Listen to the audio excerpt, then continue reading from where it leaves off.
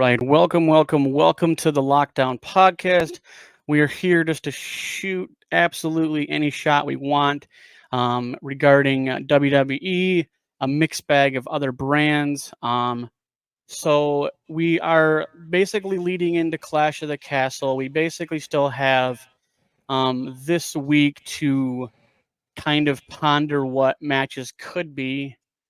And so we'll just kind of we'll kind of semi go back to the other format, but kind of just really kind of sift through it. So, what do you guys think as far as this whole Liv Morgan Dominic revenge tour? Like, where do you think that will bring us, if anywhere? I just want to see Rhea come back and have a custody battle for him. All right, That's mine. Yep, Like I that agree. that I want to. revamp from like the '90s. Yeah, the whole Rey Mysterio and Eddie thing. It's Eddie's kid. Do it at SummerSlam. That's where they did it. Yeah, bring it back. I still just really believe that Dominic he's a Guerrero. Oh yeah, because I showed a picture to my girlfriend of Eddie and Dominic back to side by side, and she goes, "Yeah, they look just alike." It's the same. It's the same thing about Braun Breaker and being Scott Steiner's kid instead of Rex.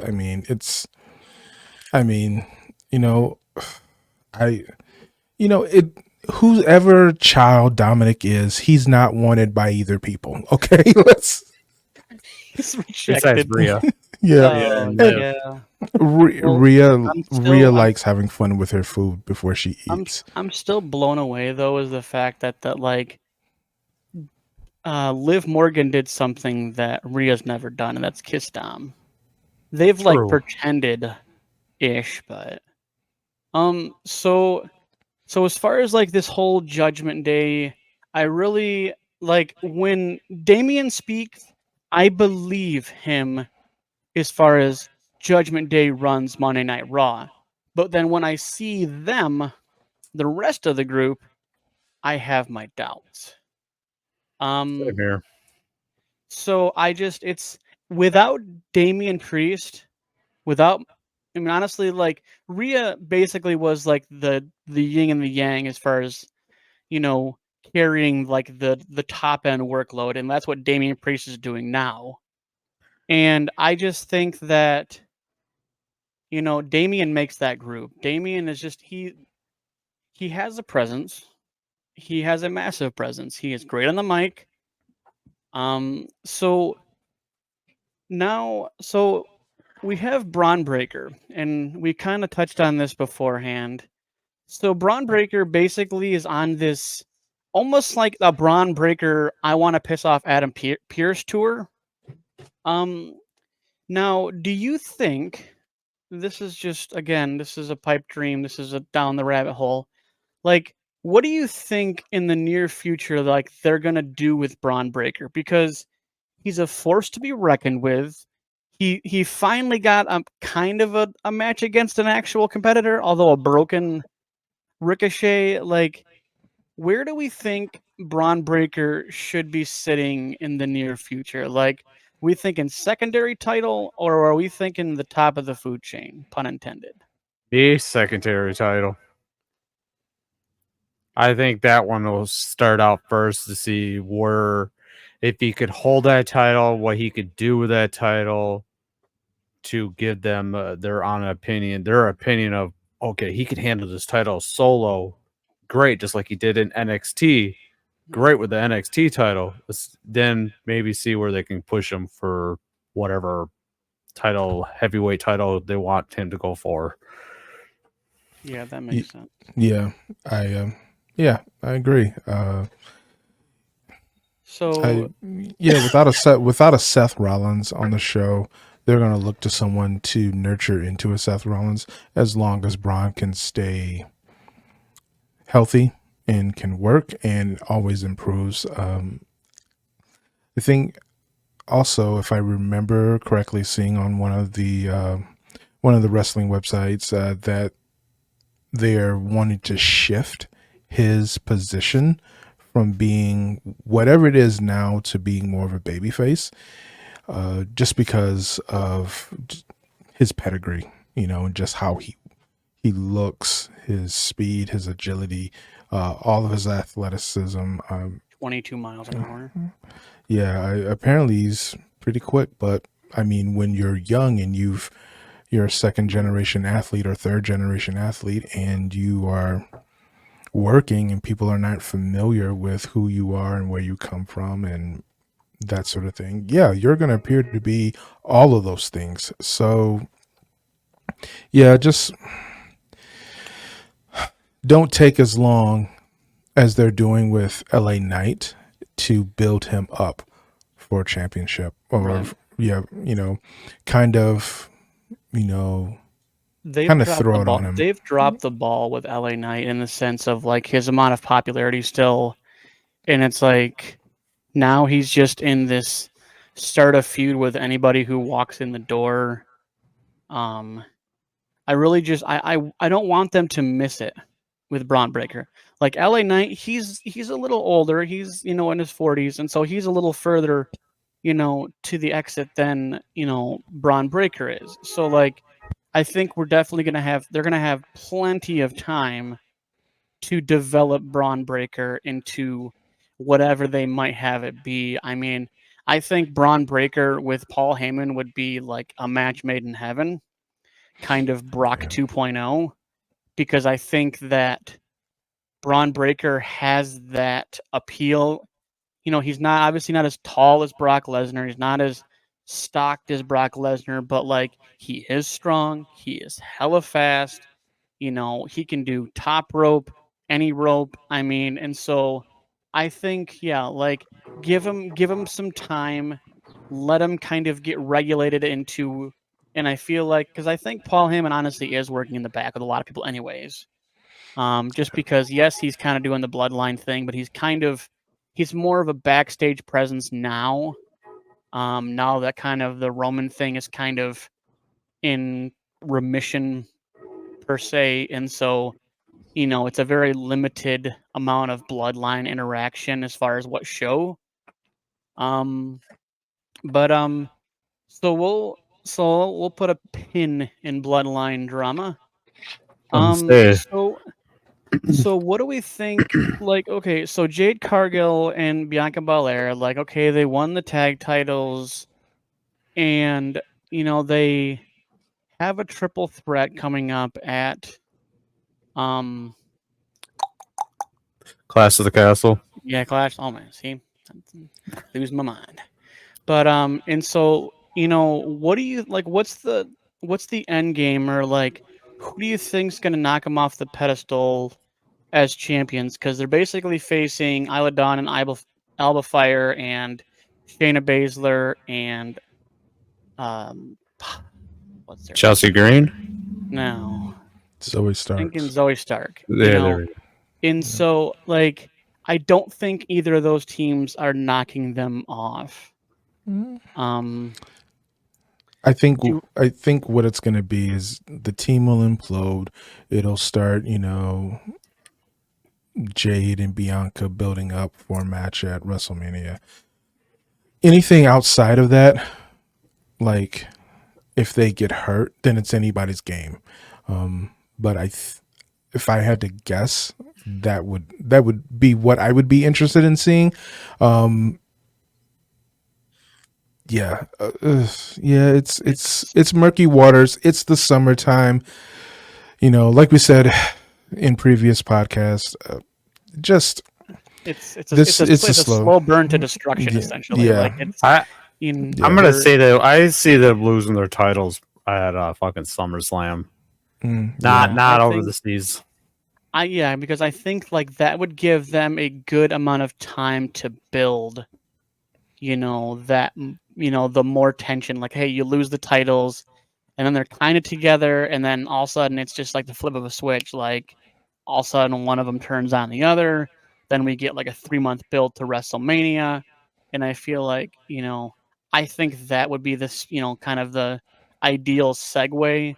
Obviously, we're just pontificating, so like it's anybody's real guess, honestly. Like it's, WWE is in a new, a new era under Triple H, so we really don't know what to expect, and I think that's the nice thing about it is that Triple H he's going to surprise us. Like no one's going to see it. Even maybe these other big YouTubers and stuff will kind of get glimpses of rumors, but I really feel like Triple H is going to try to hide as much access to things as he can, and poof, you know, I mean, even like when obviously this is Vinnie Mac days, but like, when Cody Rhodes was, came back, like he was basically hiding the whole time, so he basically got golf carted in basically in disguise. And so like obviously they like we're all like, hey, he's gonna come, he's gonna be here, but it's like when it happens, you're still just awestruck. I mean, Mhm. so I That think roof popped off that roof just went. AT&T, yeah, dude. And so I definitely think Triple H is gonna keep things pretty close to the vest, in this era to try to not have so much, information out there in the abyss. Um, but so basically, so at the end of Raw, you basically have Damian versus Rey Mysterio, and there was kind of a whole bunch of commentary back and forth, throughout the night regarding the match. And now the one thing that it's just kind of, and I think I said this last week, is that yes, Drew is versus Damian, but he has more of an issue with CM Punk still. Like I think one of two things are going to happen at Clash the Castle. Drew will win, or CM Punk will interfere. And so it's a 50-50 shot, but I feel like if he wins, he wins. And he finally gets his championship in his own hometown, his home country, or CM Punk does what CM Punk does and he screws him over, and then we would say, like you said, maybe SummerSlam. We're still, we're 2.5, about a month and a half or two from SummerSlam. So that's more than ample time for CM Punk to heal up. Um, so do you think it's a possibility? I mean, I would say it's always a possibility, but like, do you think CM Punk, Drew McIntyre, with or without title, is happening at SummerSlam? I say without titles. Because I don't see CM Punk going for a title anytime soon. If he wants to go for a title, I think he wants to do it on the biggest stage. That's Not fair. not like a SummerSlam or any type of pay-per-view like that. He wants that main event at WrestleMania. He wants that title there, not at a SummerSlam. I say no titles. Oh, you always got something to say, man. I know you're We all stewing. we all know you're on that bandwagon like you hate CM Punk. Come on there. It's not like no, Not full-blown I'm hatred. still under the point of view that CM Punk does not need a championship to be relevant. But at the same time, I know that he probably wouldn't have resigned if there wasn't that offer to him. Yeah, I mean, there's probably some underlying things on his contract. I mean, I think that's a shoo-in to bring back CM Punk. I mean, Yeah, I think that's a lot of. yeah. So speaking of comebacks, so Ethan Page, Nice. NXT, officially. Well, thoughts?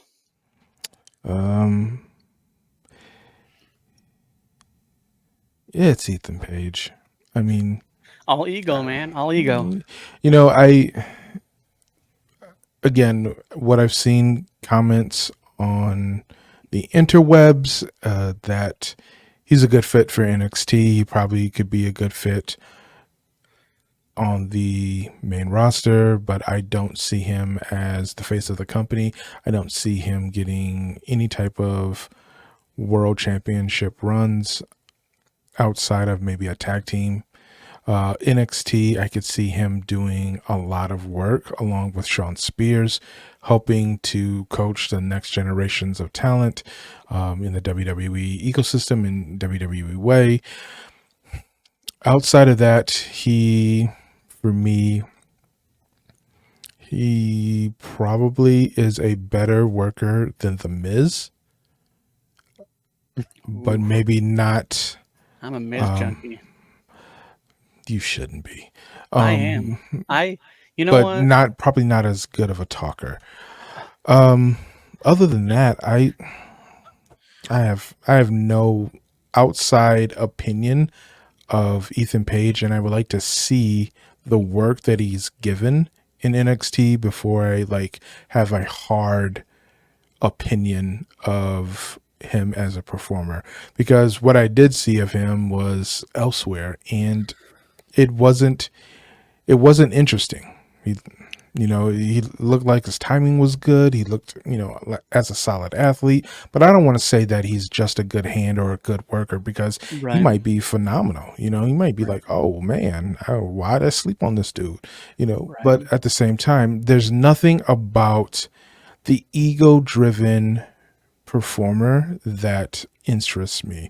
As crazy as it sounds, I'd rather see someone like a Sami Callihan or a Joe Gacy in that role as opposed to an Ethan Page, because I don't gravitate towards the character, and I don't gravitate towards the story. So he came in and beat up Trick. I mean, Joe. all right, Joe Gacy's pretty much wrapped up in the Uncle Howdy stuff, supposedly. supposedly, but you know what? Let me see what he does in Right. NXT, how he takes his role in his character in NXT, and then check back with me in the middle of summer 2024 and see what my opinion is. But outside of that, I'm like, all right, let's just see where this goes. I mean, this could just be like a one-off, Yeah. I mean, whatever have you. they really haven't done much with Sean Spears, honestly. So I They mean, haven't. Yeah, so I mean, which I is don't know. fine. I think it's just a lot of just getting reanimated with how WWE is versus other brands. And Mhm. because Sean was gone for what, 4 or 5 years, something in that Yeah, range. something like that. So when you have to get reanimated into a different brand, we do things differently, we do storylines differently, we build differently. And so I think, and again, I said, we've said this plenty of times, is like NXT is basically that middle ground where you learn the ebb and flow of the business, and then when you're ready, you're ready. Now, do I think Ethan Page is going to beat Trick Williams? You know, I- I'm kind of split between I want to see a wow moment, but I also love Trick Williams. Whoop that trick. Like, and so I'm very crossed because, but like, does Ethan Page winning it out the gate, does that do anything? Does that set a different precedence for NXT? Like, It you know what I'm does. saying? It Like, does. there's, and so it's one of those, hey, he comes in and loses. So does Yeah. that mean Trick is that good? So So like, win, yeah. lose or draw, like, I think we're gonna come out on top. So if Ethan Page wins, it sets a precedence that veterans are better than NXT homegrown talent, and that should be the case going forward. So like a Sean Spears shouldn't be jobbing out to whomever he's jobbing out to, right? Right. Because he is a seasoned veteran, and that could be said about, the Good Brothers. They should be winning the NXT Tag Team Championships. It should set that type of precedence. Titles change hands. Jordan Grace should beat Roxanne Perez, right? So because they're all veterans, Yeah. and maybe that's what they're attempting to do with this like shakeup. And maybe, if Ethan Page does win, there's outside help, and it sets that precedence where, incoming veterans, new guys, or new performers are beating the NXT talent, and it sets up, these bigger storylines.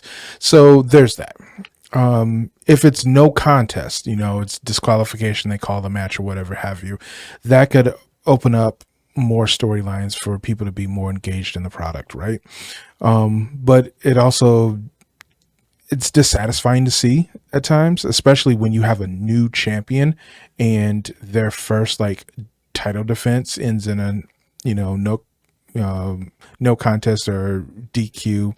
It doesn't bode well that they'll be able to hold on to that. Does that mean Trick Williams is a transitional champion and we're just waiting for someone to get healthy or bring someone in that can beat him and then we send him on his way? Or, Trick wins and we're setting up this other precedence, and we can build up Trick as a legitimate champion like we did Carmelo Hayes, like we did Braun Breaker, like we did Tommaso Ciampa. There's got to be, he's got to have that championship for a while. He's got to have some really great matches and really, set his legacy as a solid champion in NXT. Even if it's only one run, it's got to be a really good run. And maybe Ethan Page is brought in to enhance talent and also get some perks for doing it. Damian Priest, let's look at him. It took him a very long time to get his first, main roster championship. And, after that, it took him a while to get that world championship. So with that being said, we just gotta, I wouldn't say trust the process, but let's look forward to seeing what they have in store for both Trick and for Ethan. But my money is on Trick. He's got it. Yeah, unless they've got something wild in store, and it's got to be wild, and it's got to be good, and it's got to be long lasting, where it builds the legend of Trick Williams up more. I don't see him dropping that title. I don't either, but I just know it's going to be one hell of a good fight. It should be, and unless someone doesn't show up, and that has happened. So more than once. Yeah. So we'll kind of roll over to SmackDown. I mean, SmackDown seems to be kind of, I don't want to call it repetitive, but I mean, it's kind of bloodline boredom. I don't know. I'm not fully invested in this bloodline, honestly. It puts me to sleep. I just so I did this kind of a side by side, and if you catch how Solo's music is, like when we do this, look at Solo's music alongside Bobby Lashley's. Basically, Solo has words, Bobby's doesn't, and they're very similar. And I don't know why I didn't notice when I heard Solo come on, because I watched the show again just to kind of get my brain fresh as far as the shows and everything. And I kind of looked at it, and it has that da-na-na-na, da-na-na-na, like kind of thing how Bobby Lashley's is, and I'm just like, and I don't think the average person would catch that just because Solos has words to it. But if you kind of like X out the words and you kind of just listen to the music, way to recycle Bobby's music, buddy. Maybe that music was for Bobby, and there's something going on with Bobby that we don't know of as of yet. Like, yeah, it was just Yeah. kind of random. I was just like, also, So- I'm like kind of hearing that kind of that So- shark, kind of that Yeah. sharky sound, dun it, But So I haven't been super engaged with the bloodline stuff. I think that's most It- people, it- though, honestly. I think the Sami Zayn, saga was, pretty interesting. But in general, the whole bloodline stuff, It's getting stale. it's always been like a moot point for me. Like, whatever. What happened? All right. Bet. Okay. Yeah, I think So, what do we think would improve the entire bloodline saga? Like, I have a take, but I would like to know what you both think. What would improve the bloodline without Roman Reigns? Because he's doing a movie right now. Oh, I didn't know he was doing a movie. Yeah, he's doing a movie.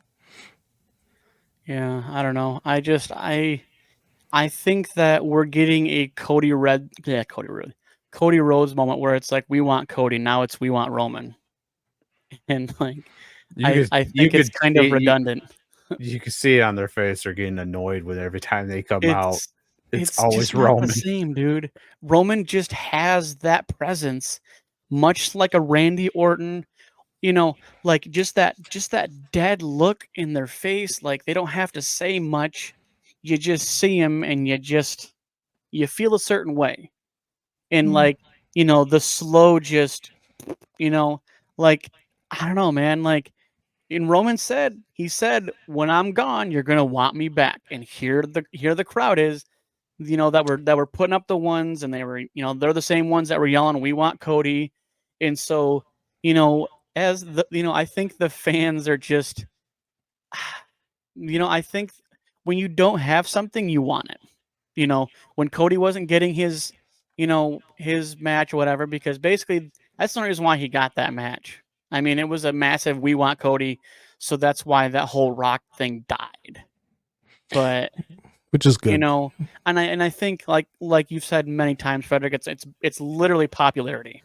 Hmm. And so now when we don't have Roman, we barely ever had Roman, but now we want him back. And it's in so we kind of touched on this before. There's not honestly a whole lot on SmackDown that's really too much, honestly, that interest. I mean, other than Cody and AJ making the stip map for an I Quit match at Clash of the Castle. Go figure. I mean, it was pretty much a pretty cut and dry culmination of the tension and the hey, oh, Yeah. I'm gonna retire, and then all of a sudden you beat the crap out of them. So like I feel like that was great TV. Basically AJ like, okay, yeah, I've done this. He has the Good Brothers out there with him, having a very like kind of just kind of a chill little mood, and then all of a sudden, Cody comes out, and then all of a sudden, there's this very nice lovey-dovey moment, and then all of a sudden he turns. And I don't think, honestly, there's a person. I would say let's say there's a handful of people that can do the kind of work and the kind of mic skills that AJ Styles has, because you looked at how he was, and then all of a sudden, like just the flip of a switch, and obviously he's been doing it for a while, so it's not like it's anything like completely new, but like we didn't really see it coming, honestly. Like I mean, we didn't really have a match for Clash of the Castle for Cody, but like you could have tossed him against anybody, but like and of course the stipulation of an I Quit match, that's gonna be insane. So I Disagree with me, Frederick. It's okay. I won't rant too hard. so it like everyone else saw, it just all gave me Mark Henry vibes with John Cena. I thought it was a rehashing, but maybe this time we actually do get a retirement, because AJ's he's ready to go, he's ready to bounce, which is fine, which is great. AJ's mic skills, they've improved greatly since he's been back. When he showed up at that Royal Rumble, and he had that conflict with John Cena. His mic skills have definitely improved.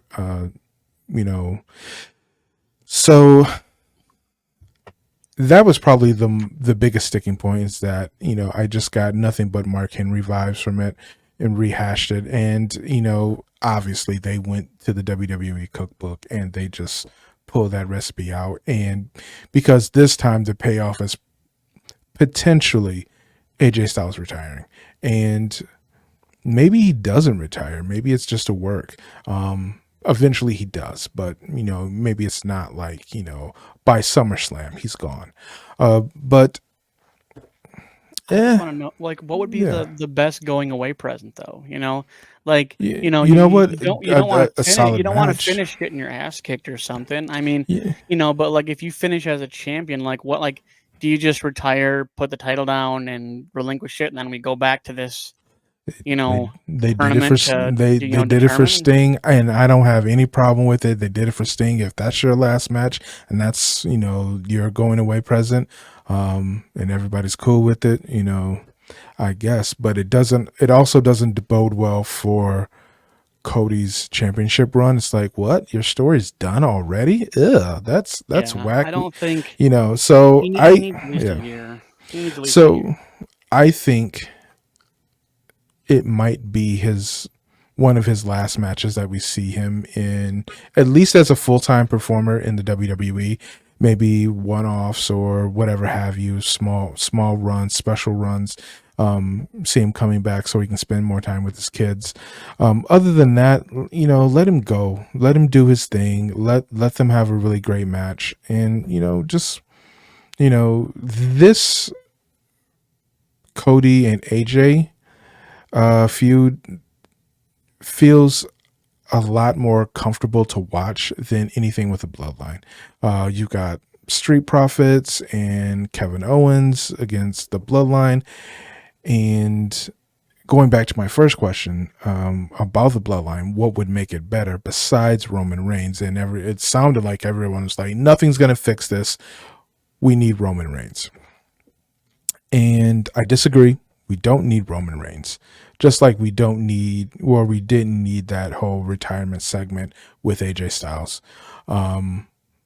We could have even, with the AJ Styles, we could have rehashed the whole beat up John Cena moment that we got, and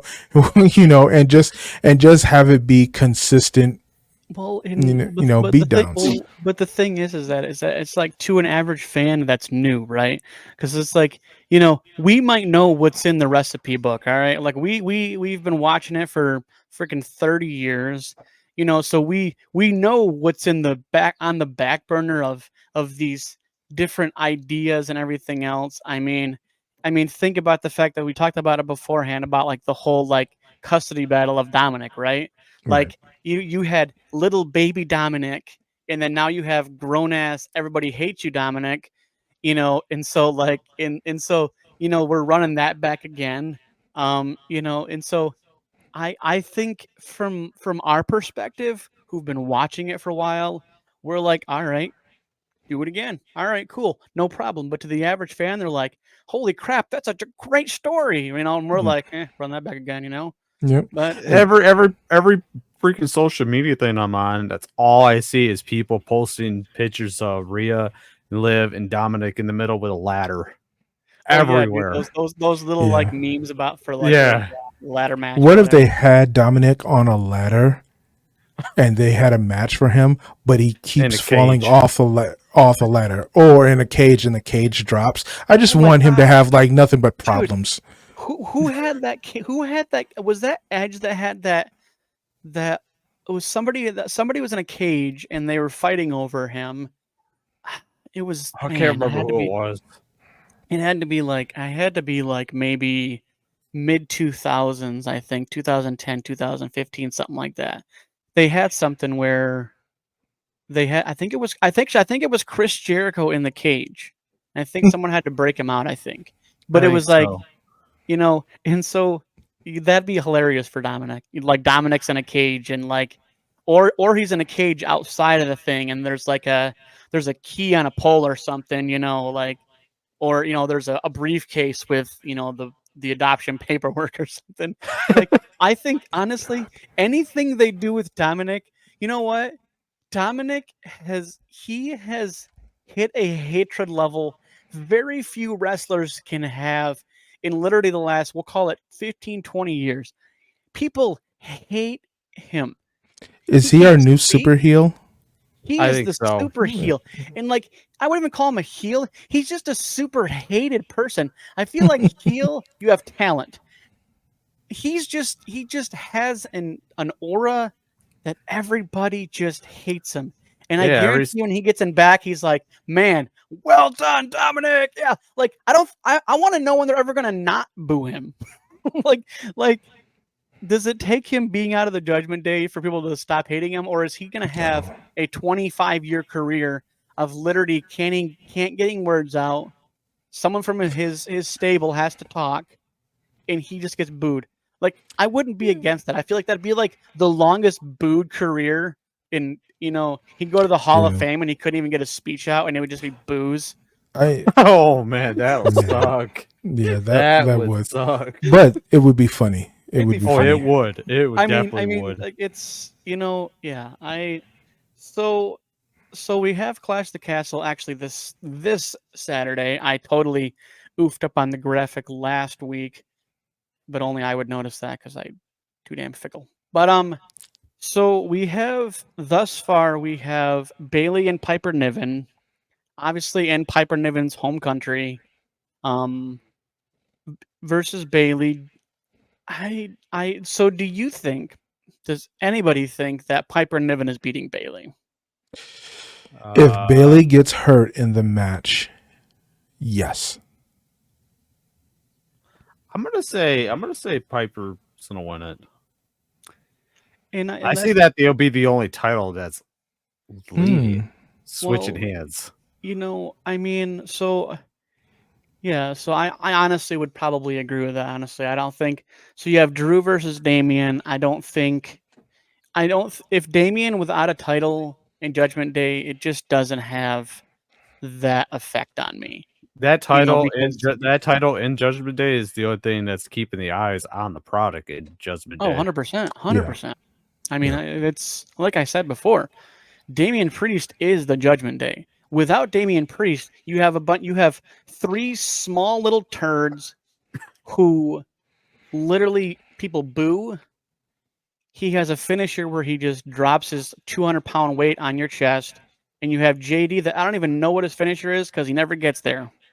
He Nope. loses constantly. Right now, I think I've seen his finisher one yeah. time, and I don't even know what it's called. I don't So either. that's how much JD does in the Judgment Day. I really think, like you said, Tim, without Damian as champ, Judgment Day is not a brute force. All they are is numbers. You know, we've seen the numbers game play out 1,000 times. The only time I could see his title changing hands if Rhea was still in Judgment Day, still has the women's championship, then maybe I could see the world title switching hands because they'll Yeah. actually Mhm. have another powerhouse in Judgment Day with a title still. Oh yeah. I mean, if Damian left, Rhea would have to be there. Yep. I just feel like that JD and Finn and Dominic are just not a threat unless they have the numbers advantage. That's it. Yeah. You know, and it sucks because Finn was great as a singles competitor. Oh, You know, when he brought out the demon Finn Balor, like he was on another level by himself, and I feel like Judgment Day's kind of watered him down. You know, he doesn't have that angry side. Yeah, I think that is more just the character development, what they want to present on TV. So the Finn Balor that I appreciate the most is the NXT Finn Balor. It's like, you know, he is in his demon persona without the makeup, and that works. That, to me, that seems like that is the essence of a Bullet Club leader. You know what I'm saying? Right. And it's just like, you know, for me, yeah. the first time when Finn was in NXT was a great run. I think the second time he came back and went back there, I think that was probably the best I seen Finn in NXT. Just the heel of him. Yeah, Was just great. Yeah, I think I really, really just I feel like Finn would be an easy one to get away from the Judgment Day and do what Finn has always done. You know, and I've said this 1,000 times, really, JD and Dominic, I don't see them in more than like 205 live days. I really don't. I don't think, you know, Dominic doesn't really have a crazy move set. You see him do a lot of roll up wins. That's petty. That's bullshit. Roll ups are stupid. Roll ups are for pussies that want to win the match quick. You know what? They work. I'm just saying. Roll ups under regular matches is fine. Roll ups in a championship is insulting. But like, you know what? Do you get the win? Yes. Okay, fine. I mean, and I would even go so far to say that that's probably part of the character. He is so one-dimensional that how is he in this position in the first place? And if it wasn't for the Judgment Day, he would not be in this position. He would have tore his butt with his father so much that he has nobody to help, and he would have to go back to use fundamentals to even try to get a win. He would be a jobber, right? Right. So let this kid like mature in the ring and let us watch it. We can say like a year from now, man, I remember when you were using roll-ups, and he was like, yeah, they told me to, or it's like, yeah, gotcha, so But like he didn't have an NXT run to develop anything. And that's what's frustrating, is because he And got on the that's- main roster because of his dad. exactly. And he didn't get the exposure and the experience in NXT before he came to the main roster. Because he got it from his dad. And what we see him as is that you got this parental treatment because of your dad and because of those contracts and how it was worked out. But you've also put in the work. You've done what was asked of you. You have matured and you are coming into your own. And they've got him paired with veterans. Rhea Ripley graduated from that system. Finn Balor is a veteran. Damian Priest was a veteran. Let's not forget, he was in ROH as Punishment Martinez. Yep. So you got JD, who's already a journeyman from, overseas, England, UK. So so he's got tutelage, and he's not sitting on his butt, not learning and not maturing. This, I would say, it is as much of character development as we're seeing with what we're getting from him as it is just him being so young and skipping NXT. When AJ Styles showed up, everyone thought well, shouldn't he have gone to NXT? Well, initially he was in the WWE Heat days when that programming was on. So he's already cut his teeth a little bit in WWE, had a previous exposure, and he's coming straight from Japan after already being in TNA, for a number of years and spending a few years over in Japan. So yeah, then you've got, Tama and Tonga. Their father was in WWE, and they didn't step foot on NXT TV, but they made their debuts on the main roster, and there could have been a lot of nepotism for that. Roman Reigns was like, hey, don't let my kinfolk go down there. They'll pick this up, So yeah, I don't have a problem with it. One of them in the bloodline, I can't think of his name. Not Tonga, not Tonga, the other guy. Tonga. He has been in WWE. Right. He was with that Mexican wrestler riding around on that little freaking Mexican bike. Talking about like Epico and all those when they had like the LWO kind of initial. Kind of like back then, yeah. He's had that one dude sit on his back, and he rode around down the ramp in a Mexican bike. Yeah. That's where he started in WWE. Okay, I can't remember what sense. he started in there. So what I was thinking about when you were talking, Frederick, is that like, now would this have made more sense? Okay, so when you had Dominic turn on his dad and join the Judgment Day, right? Now, would it have made more sense from a learning the ropes mentality if he let's say for 6 months he went down to NXT and he was doing his thing and he was like that surprise, kind of like what Rhea was on the or when Solo came out at WrestleMania for Roman, like, would it have made more sense to give him a little bit of a window of developmental and then be that surprise person to join the Judgment Day versus him just basically kicking his dad and Edge in the nuts and then joining the Judgment Day? So we got to remember that Dominic started making his debut during the pandemic, and that was in the VKM era. So it was already a storm of confusion, new ways of thinking and doing stuff, because we couldn't have people in those arenas. And you couldn't play off of that. So it was That's all true. just TV. So Maybe if that this TV was time, the TV time yeah, kind of was developmental, essentially, because you right, didn't have anybody. That makes sense. exactly.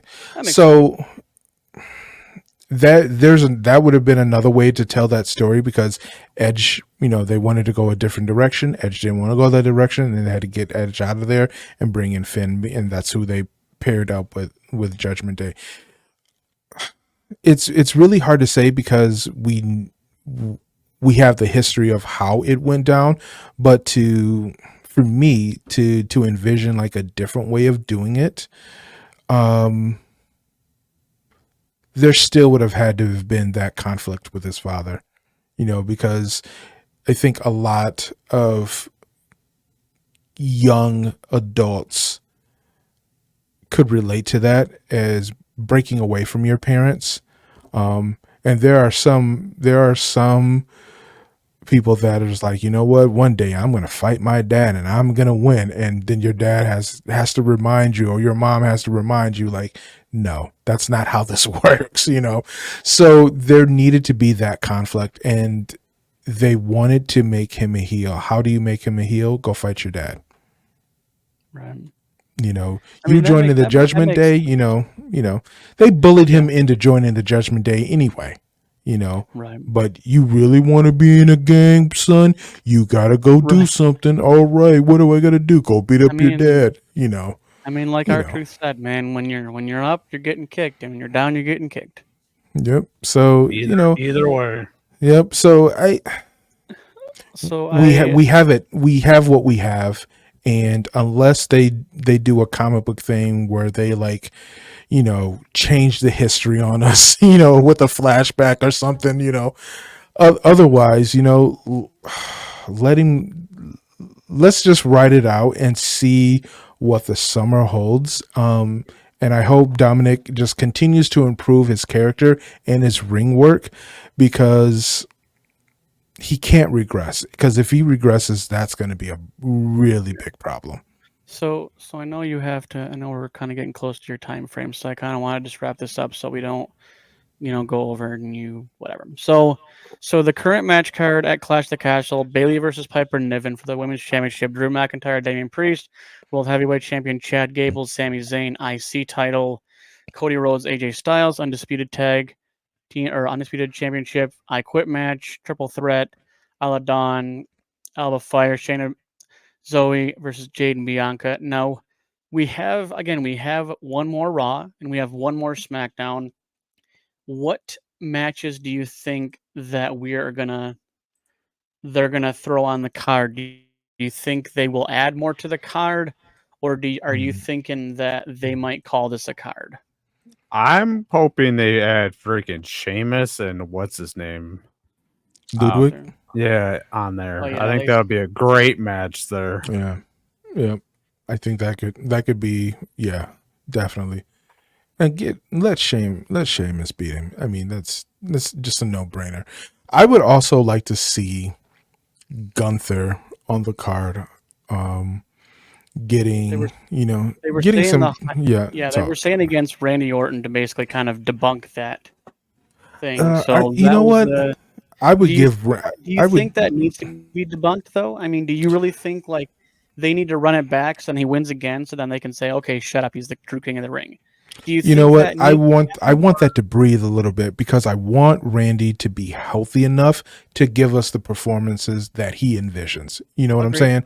So let that breathe. So, maybe Gunther just gets a squash match,